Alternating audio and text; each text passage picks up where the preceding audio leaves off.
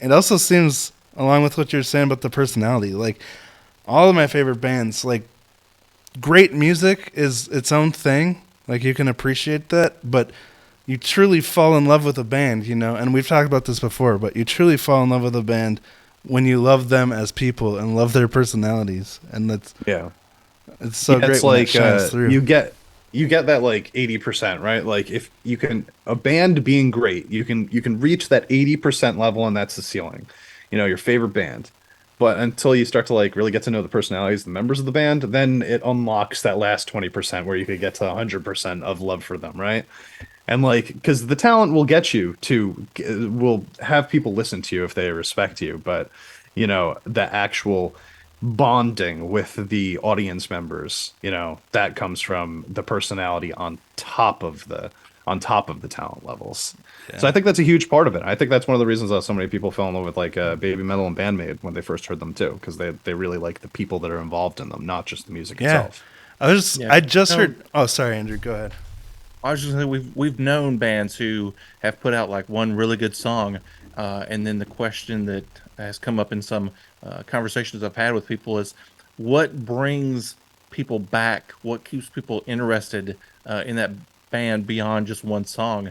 And I think it has a lot to do with the charisma, the characters, characteristics of the artists. If you feel that connection with them, you know, if you're able to kind of see like, okay, they're not just a band that does this one song I like, but they have something more to them. They have an interesting little gimmick, or they have some unique personality traits, or you know, there's just something almost untangible that says this band speaks to me. I want to keep coming back and see what they do next.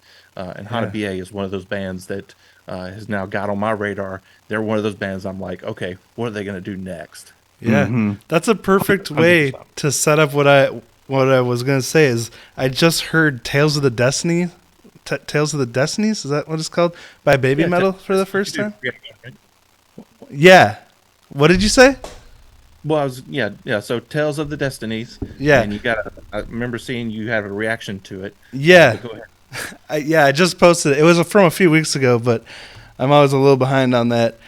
But none of the musical stuff in that song is anything I hadn't heard before, like from Dream Theater or Liquid Tension Experiment or any metal prog bands.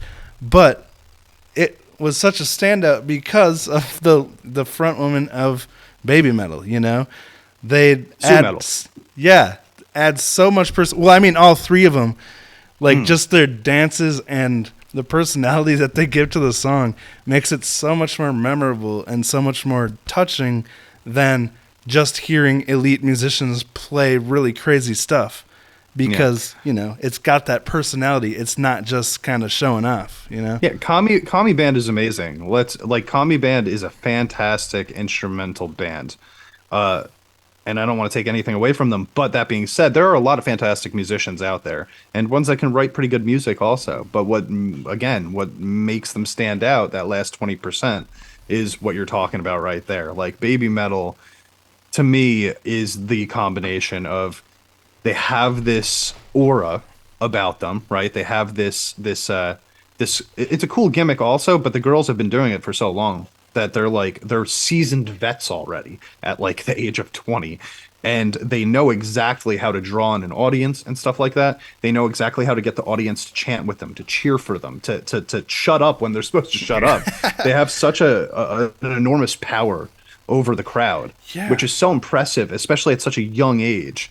Like, yes, the Kami Band is awesome, but I'm not sure how well we would know the Kami Band if it wasn't for the three girls on stage that just draw your attention in. Yeah. Right, yeah. They have such an incredible stage presence for those of you like myself that have seen them live. Yeah, you're just hypnotized once Sue gets out there on stage.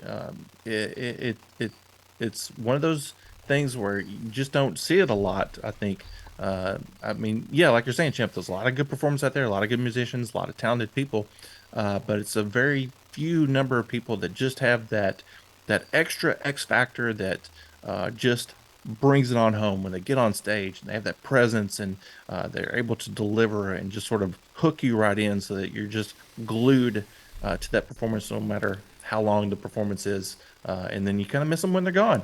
And that gives you that interest to keep wanting to come back. So yeah, Baby Metal is huge. I think for those reasons and what you were saying, they really just sort of bring it all together.